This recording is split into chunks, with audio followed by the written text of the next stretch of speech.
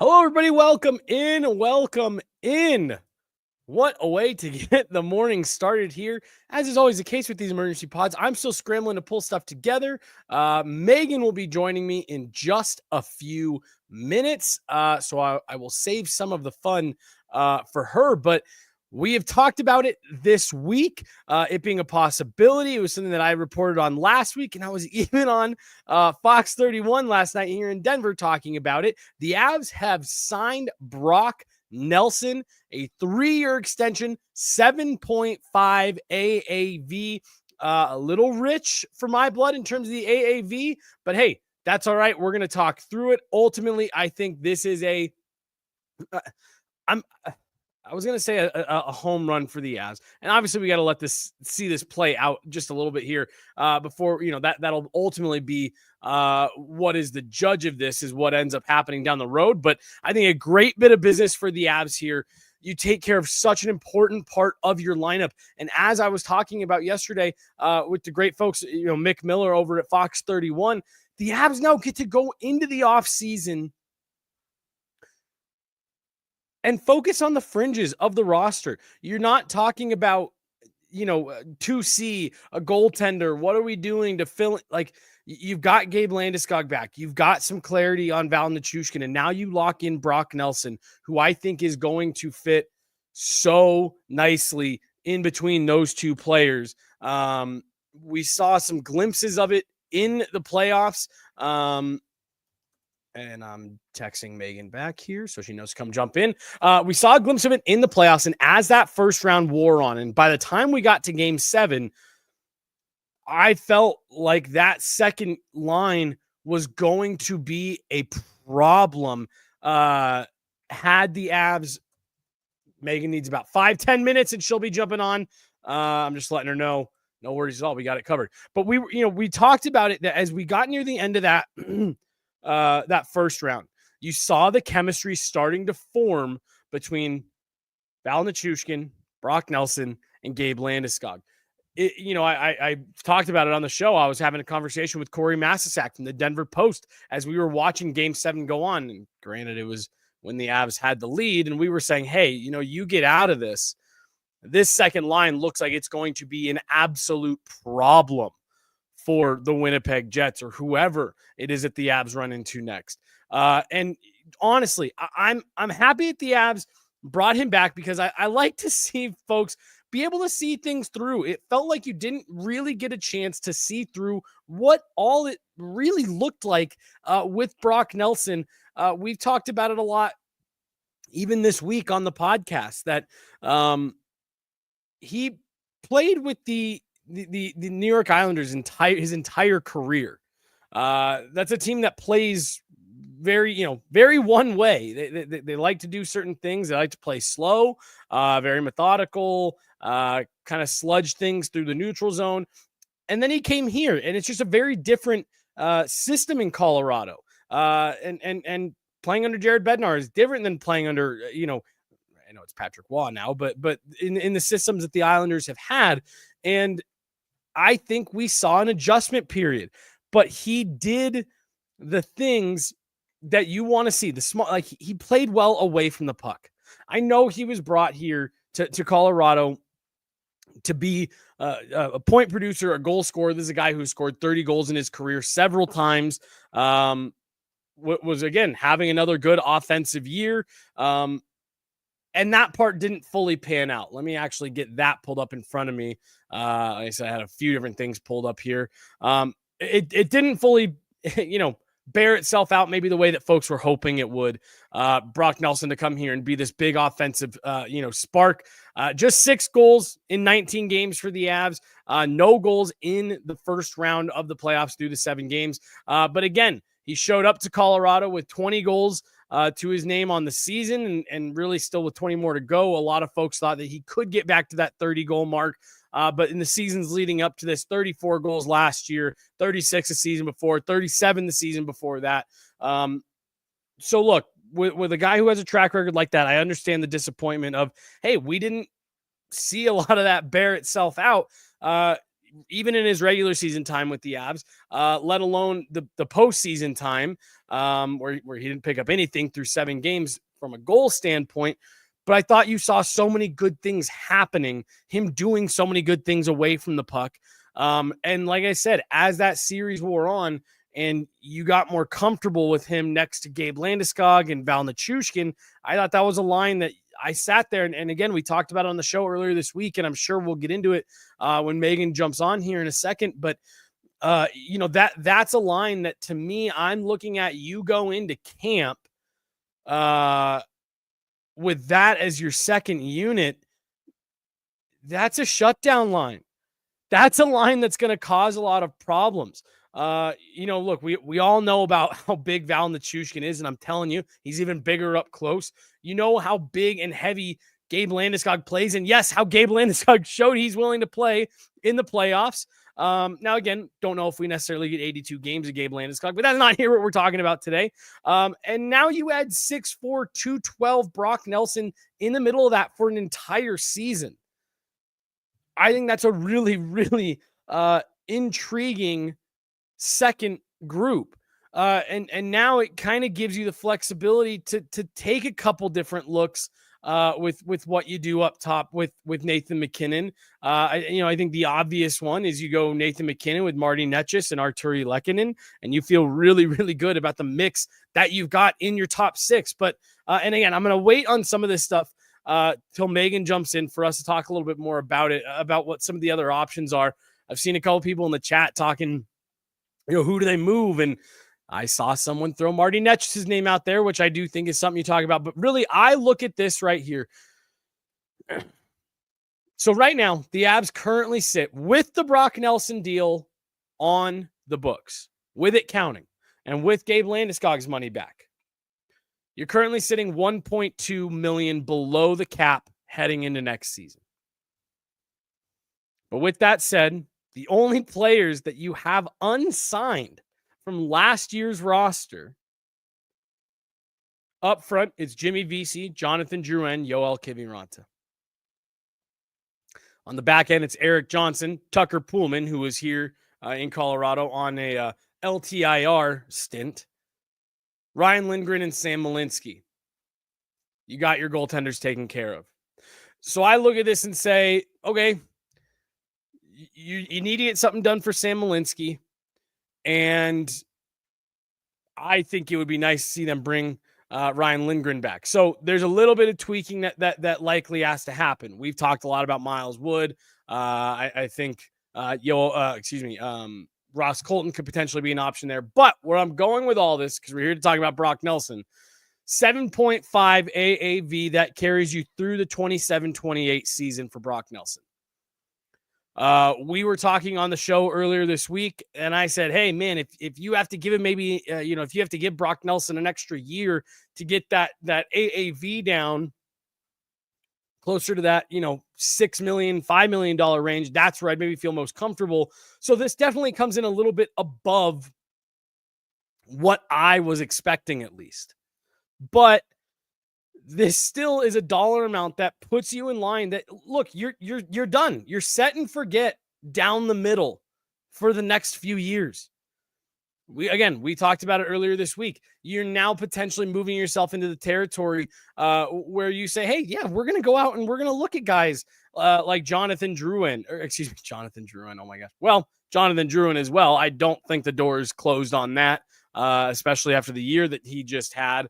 Another low dollar figure 1-year deal. But I was going to say something like Jonathan Taves. And really just, I'm using Jonathan Taves as the placeholder name for fourth liners, third line wings, filling in around the fringes, a replacement for Yoel Kiviranta. Again, like I said, I would like to see them take a run at bringing Ryan Lindgren back. I thought that was a really, really nice fit in the bottom part of their deep pairings. And then you figure something out with Sam Malinsky. That $1.2 million does also include Keaton Middleton, $775 counting against the cap. We'll see if he's on the roster opening day next year. But as you're going through this, I don't remember when. Well, I take that back. I do remember when. It was the summer of 2021 was the last time that we were looking at a roster like this in the offseason, let alone this early into the offseason, saying all of the major components of your roster are taken care of if you're the Avs. You know, Megan and I were having a conversation last week as we were driving up to the Colorado Eagles game. And we said, we were talking about the Florida Panthers and this incredible run that they're on and the unbelievable team that they have built in South Florida and the consistency at which it's been able to play with. And we started talking about the 2022 Avs and how that was such a deep team. It was such a complete roster. And we said, man, it is such a shame that it felt like that team never really got its opportunity to do what we saw the Tampa Bay Lightning do for 3 straight seasons, to see or to make the attempt to do what we're watching the Florida Panthers currently do right now, which is take a really good, really exciting, really complete group and run it back. You came out of the 2022 Cup win, and you immediately fell into the uncertainty of the Gabe Landeskog stuff. You immediately felt the effects of a flat cap stemming from COVID that didn't allow you to keep guys like Andre Burakovsky or Nazem Kadri. Then, of course, without completely derailing this conversation and going all the way down this road, you have the Val Nichushkin situation that unfolds in Seattle in the first playoff run that you're attempting to take in your Cup defense season. And then the following season, you're still dealing with the Gabe Landeskog stuff. And now you've got goaltending question marks. And oh, by the way, in that first tile defense season, you were going with an Alexander Georgiev who, while he played well that first year, was in a prove-it type season. No one knew if Alexander Georgiev was going to be able to carry the torch for the Avs and lead them to a title defense season. And then you're dealing with Gabe Landeskog again and the Val Nichushkin stuff again, and even more uncertainty from Alexander Georgiev again the following year. And now this year, you run into the Dallas Stars, and we'll save that conversation for another day. But I'm looking at this roster here, and I'm saying, if your big rocks that you've got to move going into the offseason, going into the draft, free agency, we've got to take care of our own internal business on a guy like Sam Malinsky. We got to decide what we're doing with Ryan Lindgren. And then we got to make some tweaks, maybe move a contract out to give ourselves a little bit more flexibility. And then otherwise, we're just fixing around the fringes. This Brock Nelson deal, it's more than just the Avs solving a 2C problem, which you don't have anymore. You're solving a problem of this organization needed to go through a quiet summer, where you know what you're going with, you know what you're going at this with next year.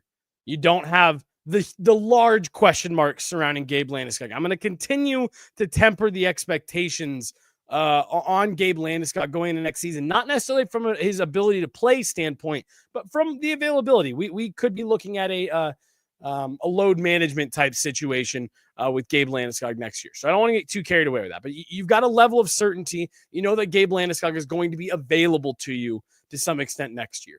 You feel a lot better about where you're at with Val Nichushkin right now than you felt the last 2 summers. Really, last summer, so much of our conversation surrounded, what do the Avs do with Val Nichushkin? Do you keep him?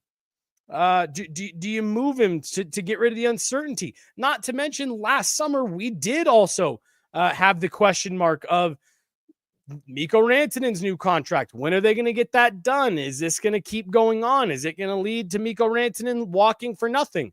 Obviously, that played itself out in a completely different way, but your big business is behind you, is my point with this signing of Brock Nelson.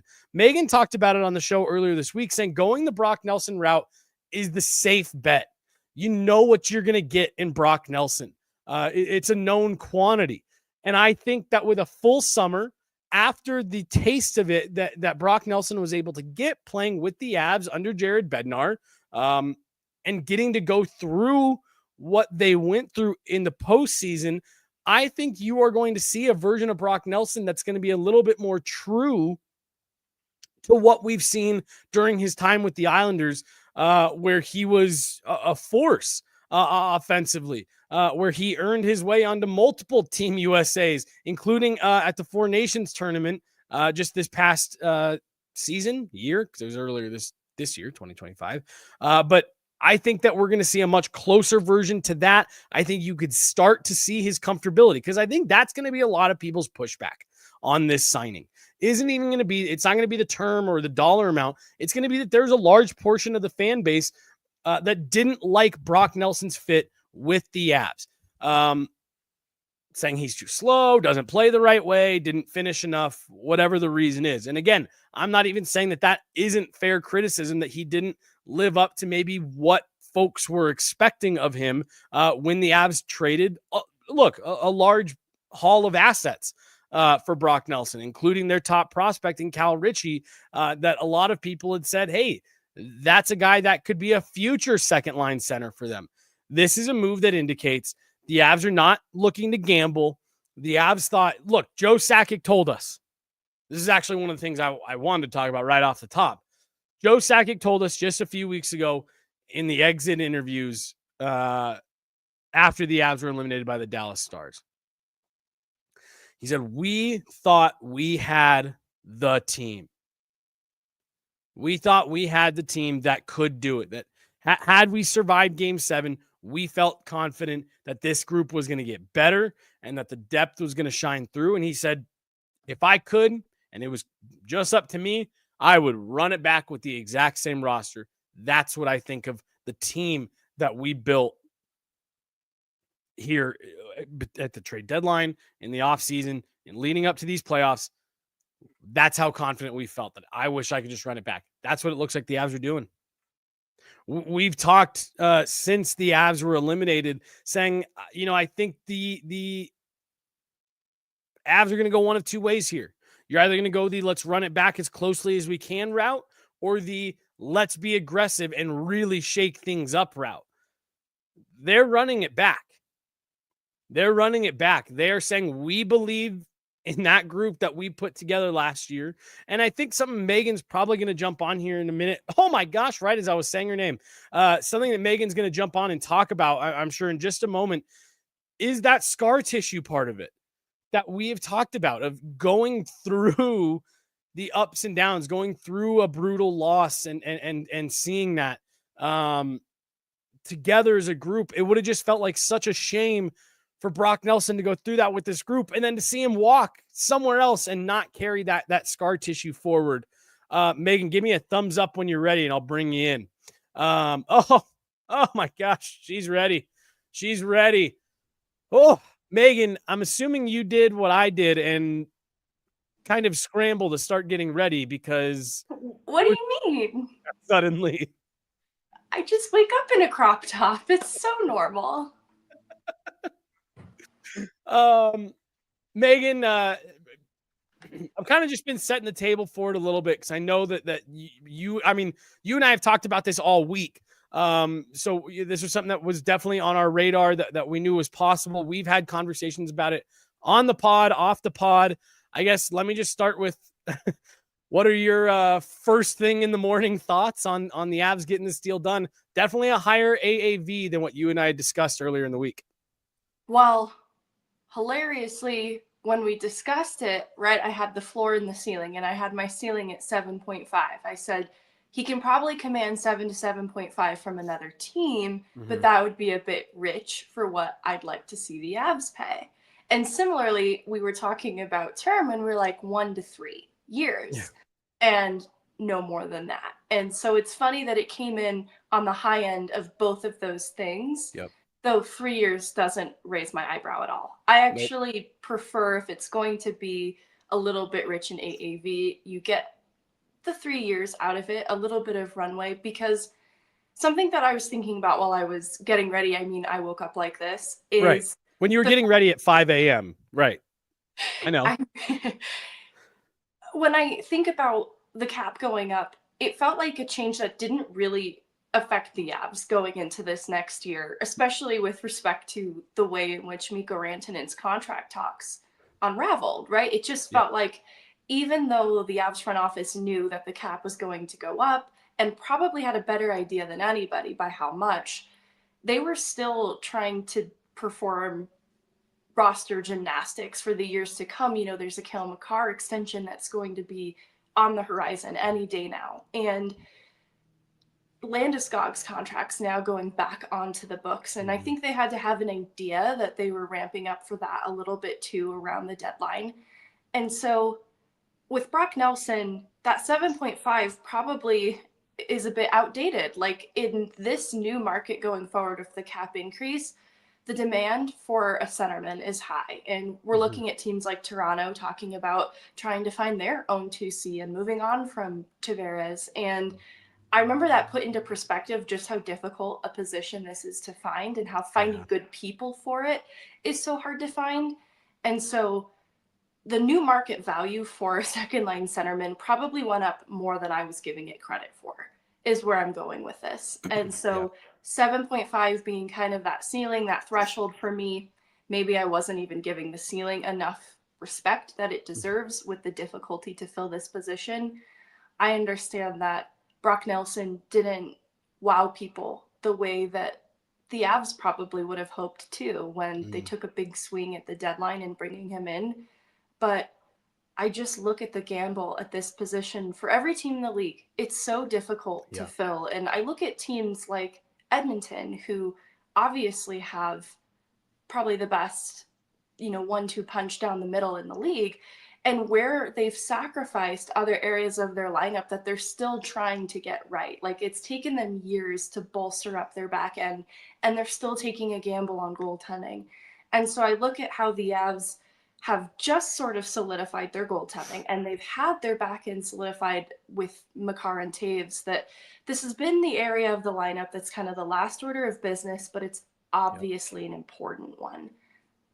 I'm okay with Brock Nelson and the extension in Colorado. I think that there's a lot more room to grow than people are giving credit. It's an older player. I think that's where people get torn up. But someone in the comments mentioned Nazem Kadri's year 2 and 3 in Colorado. And I think it's significant to wait and give Brock Nelson a full regular season of runway to really decide how we feel about this, because it's an otherwise good piece of business. The sample size we were given, I understand maybe that's what didn't jump off the page at you, but Brock Nelson is such an established player that there is so much more in his body of work to evaluate off of that points to a much safer fit in Colorado than, say, a Casey Middlestat, who they took a different sort of gamble on. But I think the upside, too, is where there's still room for this to surpass expectations too. Like when I use the word safe or reliable, I don't want to stop there and cap that at what Brock Nelson can add to the Avs in the years to come. I think there's so much more that he can add in the years to come, and we've just begun to see the start of it. Yeah, no, I agree with you completely on that point there, Megan, about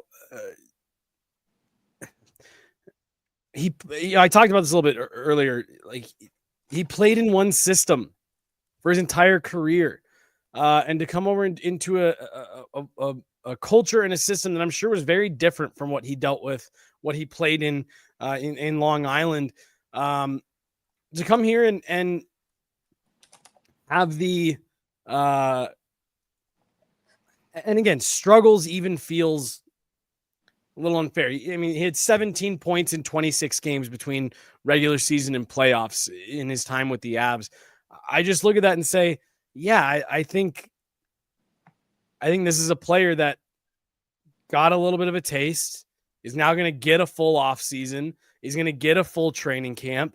His family's going to be out here. He's going to be a little bit more settled. And I just think that, yeah, if you saw glimpses of things that you liked with Brock Nelson, I have a feeling that you're really going to like what you see him bring next year You and I have talked about what he did away from the puck. I thought he was a real positive impact player. And then the continuity that we saw starting to grow between him, Gabe Landeskog, and Val Nichushkin, there's a world where you're heading into next season. You're like, yep, that's our second line. And you know that going into training camp, and suddenly that group is going to get a full season to work together and gel and become kind of a pain. And you mentioned this is a big piece of business that the Avs are needing to get done. And one of the final pieces of business, Megan, I don't remember the last time we looked at something like this. The Avs currently, heading into next season, with this new contract, sit with $1.2 million worth of cap space. The only players left unsigned, Jimmy Vesey, Jonathan Drouin, Yoel Kiviranta, Eric Johnson, Tucker Poolman, Ryan Lindgren, and then Sam Malinsky will need to be qualified. There's a couple things there that you need to get done. You probably need to look at a move up front, whether that maybe be a Miles Wood. I know we've talked about Ross Colton in the past, something to give you maybe a little bit more flexibility. But your heavy lifting is done for the summer. Now, again, could they maybe go off the board and move Marty Netchus like we had talked about, a few weeks ago, as if they wanted to go a little crazy? Sure, you could maybe see that. But if the Avs said, we want to roll with this, make some tweaks around the fringes, maybe look at an extra center for the fourth line, maybe an extra wing for the third line, get the Sam Malinsky stuff taken care of, like you're in good shape. And it's probably been since 2021 since we've been able to say that going into the season. Yeah, because you usually see Chris MacFarland wait until closer to camp to see what players have kind of fallen through the cracks and haven't gotten a deal done with the teams that they had hoped and are in a place to take on a more affordable, short contract and run it back with a team that is vying for a cup. Because look, I understand the frustration and disappointment within the Avs fan base with how the Avs exited this last year. But I think the rest of the league and other players more specifically are looking at this Avs team as a formidable group going into next year that a lot of players would want to be a part of. I think a lot of players recognize that they probably deserved a better fate. That was a really difficult matchup for Dallas Avs in the first round.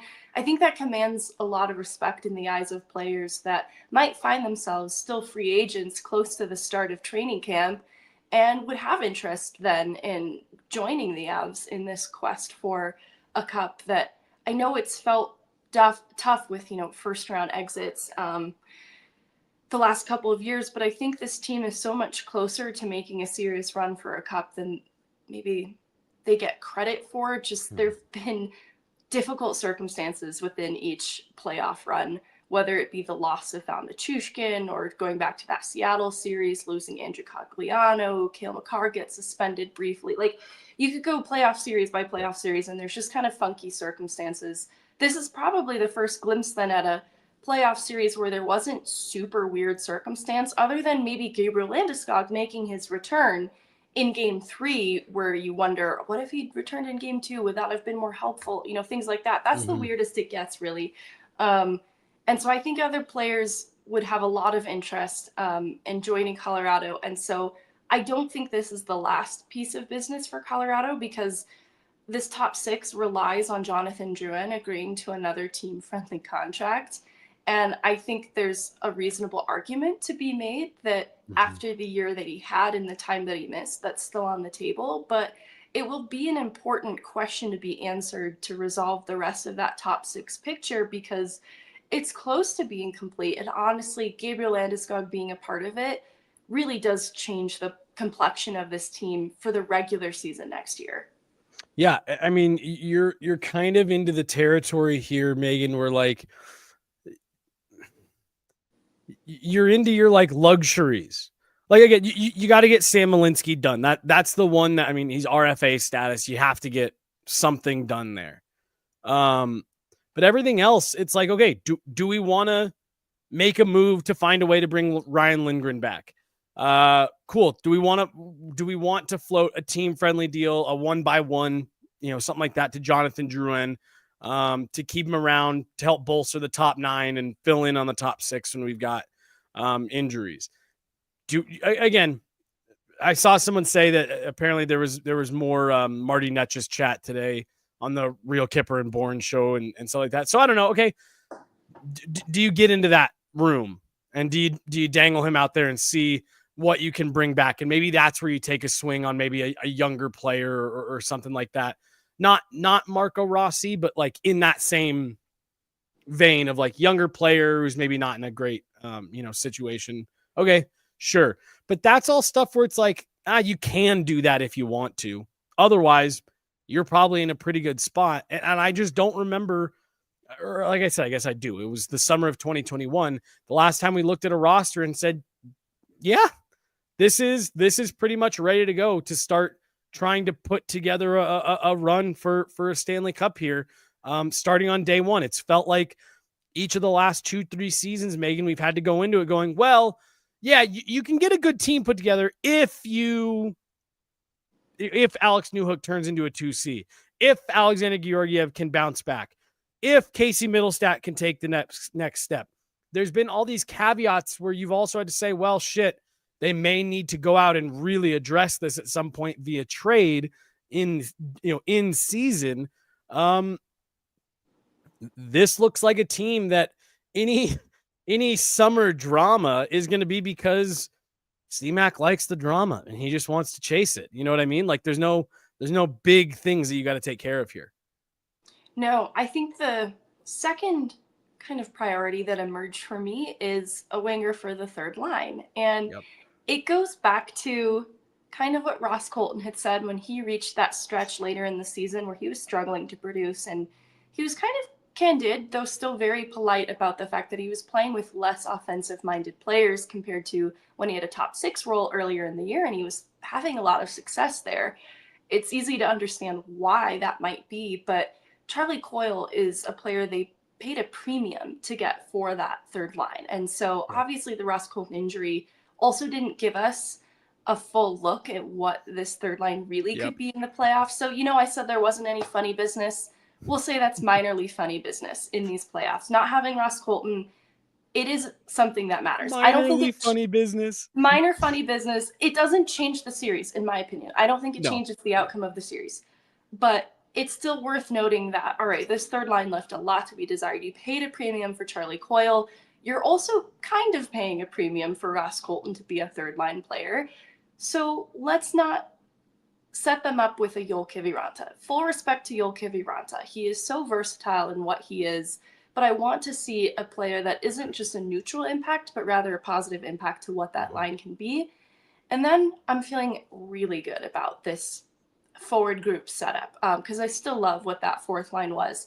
And to your point, that's a great position to be in on June 4th, where I'm talking about a third line wing. That's really low on the priority list compared to where other teams are at and what they need to address.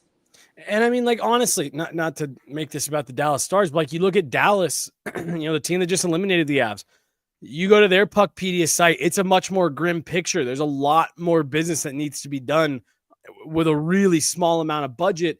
Yes, the Avs are down to 1.2 million in space right now on June 4th. But again, there's pieces that we're looking at saying, you could find a deal there. You could maybe find yourself some more flexibility there. Let me ask you this one, Megan. And I know part of what you were just saying was we didn't get a fair shot at this. Let's say you move Miles Wood and you free up 2.5 million more worth of space and you get Jonathan Drouin re-signed. How do you feel about Lehkonen, McKinnon, Netchus, Landeskog, Nelson, Nichushkin, Drouin, Coyle, Colton, O'Connor, Drury, Kelly? I'm worried Druid's miscast on the third line. It would require an identity. I don't want to say change because I think that Druin has been very adaptable in building parts of his game different from what he was successful at earlier in his career. going back to his first year with the Avs, where Mm-hmm. I'll also point out it took a full season for us to really fall in love with Yep. Jonathan Drouin on the Avs. But I also don't want to overreact to what I saw in a third line role from Drouin in the playoffs because it was a brief sample size. Yep. But it did feel like a little bit of a stylistic mismatch for Drouin, that I'd be willing to entertain it if it came with that same work that he put in his first year to kind of round out different parts of his game. Because right now, though I love what he's added, it's more dimensional than before. I still don't know if it's blue collar enough for the style of hockey that Ross Mm-hmm. Colton and Charlie Coyle play. And I don't know if he can get there because what he is, this high IQ playmaking guy, is definitely needed and wanted on that line. But can he match the energy that is that line? Or can what his energy is? Because I think he brings a level of calm to a line, whereas Coyle and Colton are kind of chaos, little bundles of chaos. That could maybe be a complementary thing, but the early returns of it didn't convince me of that, and I'm Yeah. nervous. Well, and my thought process on it was, what you've talked about a couple times with Ross Colton making the comment about like, I'm used to playing with maybe some more offensively minded players. I don't know. Does putting Ross Colton with, Charlie Coyle, who's scored 20 goals before, and a guy like Jonathan Drouin, okay, does that make Ross Colton a little bit more effective? But I am with you that Jonathan Drouin is such a great playmaker. Is that giving him enough offensive weapons to work with? I don't know. I look at that and say, well, that's a way that you could run it back the way that Joe Sakic wanted to, without having to get into, free agents and stuff like that. But I'm with you. I don't know if that is, the best use of even $1 million. With all due respect to Jonathan Drouin, who you and I have both talked about, like I love as an individual. He's one of my favorite people to talk to in the locker room. I think we've seen him be highly effective with the Avs. I don't know if that is the right fit for him, though, to your point. I take some of it back, though. We really didn't get to see Ross Colton and Drouin together. And I don't remember in the top 6 opportunities that Ross Colton got. I imagine there was some opportunity with Jonathan Drouin that helped both of them to find success because Ross Colton in the top 6 role earlier in the year was great. So I take some of that back because we were robbed of seeing it because of the Ross Colton injury. We didn't get maybe the full effect, but I do think finding the right partners for Ross Colton to get the best out of him is really important, especially hearing a player talking about it. You don't want to put that on the back burner too much either. So I walk some of it back. I'm not sure, though, that you can get Jonathan Drouin for $1 million. I Yeah. would love it. I think coming off a 1 by 2 mil contract, it's hard to imagine him taking less than 2 mil again. Yeah. But you don't want to mess with happiness, like Alan Walsh said. So if he is happy and now he's a father to 2 little ones, maybe planted some roots here in Colorado and doesn't want to uproot, perhaps that could still be of interest to him. He's also, and he's talked about this before, he's made about $40 million in his career so far. And so to your point, Megan, like I remember him talking about that last year with, you don't mess with happy, like him saying like, I've been really lucky. I've made a lot of money in my career so far. So yeah, who knows? Maybe he does just like it, that much, but either way, and again, Megan, like you still could get into, again, I think the Avs are pretty much sending the message that this isn't what they're doing, but because we're sitting here on June 4th saying, yeah, most of your business that you needed to get taken care of is pretty nice and tidy. I don't know. You could get into the big swing trade conversation here and open yourself up to land maybe a bigger name player or something like that. Again, if the Marty Netches stuff goes anywhere, if the if the emergence of Sam Alinsky does make them feel more comfortable to make a move with Sam Girard, or even if it's just something opening up some flexibility like Miles Wood, this Brock Nelson signing, not only is it something that I think folks are going to be very pleasantly, not even necessarily surprised about, but I think it's going to exceed people's expectations. The way that Brock Nelson has the potential to fit here long term. Yeah, I just think that you're putting yourself in a position where you can do the business that you want to do here in the summer. And I think that is maybe the more significant thing to take out of this Brock Nelson deal is the Avs are ahead of it. We have heard people, Megan, in our chats and in our comments and our mentions and retweets, heard people complain so much about how much it feels like the Avs have to give up assets and devote so much time and attention to second line center and a goaltender for the last 3 seasons. Not the case. You're set down the middle. You've got a number one that you feel great about, and you've got a savvy veteran backup to play behind Mackenzie Blackwood. The big rocks have been moved for the offseason, and that is maybe the most significant part of this deal for me. Yeah, I wanted to ask you about some of the murmurs around Necas, because I don't think we had a chance to talk about it on a show yet. But I wanted to know what your initial reaction was to some of the rumors that Marty Necas might have been less than happy in Colorado. Yeah. Megan, I think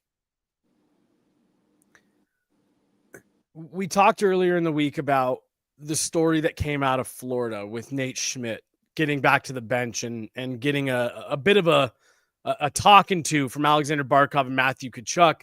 And essentially the conversation was, that's not how we do things here.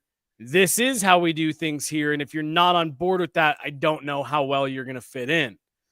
I think there's a level of that in Colorado, especially when you are playing with Nathan MacKinnon. Jared Bednar has said as much. Nathan MacKinnon can be a prickly guy to get to know because his standards are so high. I'm not going to run with it fully and say, I don't think he was happy here, but I think that there was probably a bit of a culture shock. There's a different level of expectations, like I said, with the Avs and when you're playing with Nathan MacKinnon. And I thought it looked pretty apparent that there was a struggle to transition for Marty Necas in the playoffs. And that is what originally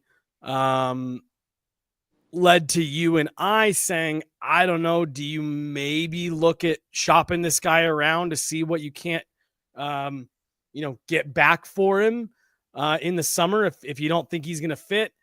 I do think there was a potential stylistic fit that wasn't quite there, that maybe didn't show itself right away. I know there were parts of his game that the organization wasn't super happy with in the playoffs. Not being that kind of dynamic offensive threat that we saw at times throughout the season. So I don't know. I'm not completely shocked that it's not the picture perfect fit. But I also wouldn't be surprised if it's something that they get smoothed over and he goes out and has a great season playing next to Nathan MacKinnon, but not totally surprised. What about you?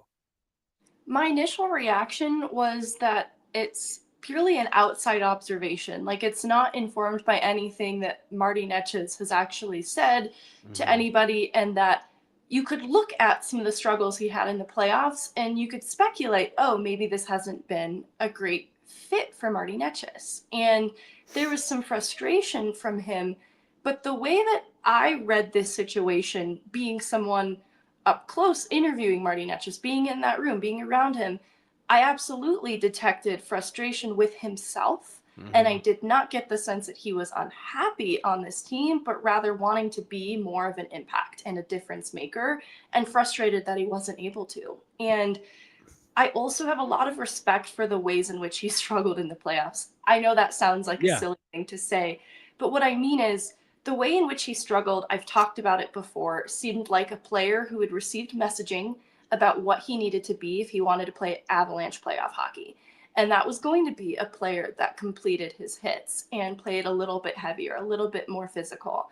And I really respected that Marty Necas did try to embody that. And I think it also led to him straying a little bit from the game that brings him so much success too. And so I think he got in his head a little bit too much in that questioning of what he should be doing, and trying to be something, to me, is a player that is trying to please, then trying to please the coaching staff, trying to please what he knows his teammates want out of him. And to me, isn't a player who wants out. That is a player who is trying to be accommodating and is trying to fit in. And more than anything, I want to see Marty Netchus reconcile those two things and find the right balance of playing Avs style hockey, but still being Marty Netchus, because there's a reason that the Avs wanted him. But they, he's here to be Marty Netchus. And so I read this so differently. I don't think that he was unhappy playing here. And I imagine that there is also a little bit of a learning curve too, with just the different culture around this team, with players like Nathan MacKinnon who do hold you accountable. But I've never viewed that as a bad thing. Like hearing Jack Drury talk about how much he really appreciated this fact about Colorado, I'm not going to overreact and panic about Marty Netchus in Colorado. If anything, I see a player who's really eager to please, and I still have interest in him on the Avs past this season. For sure. I think I think he's a player that, like I said, look, it because of what you were just talking about, it didn't quite feel right for Netchus in the playoffs. I that by no means, like, that to me is why the conversation, at least among us, cropped up of like, I don't know, do you see if there's something more intriguing out there that maybe fits you better?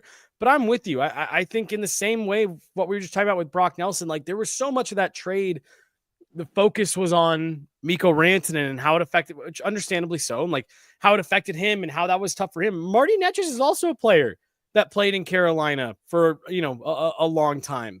And got dropped into Colorado in the middle of the season.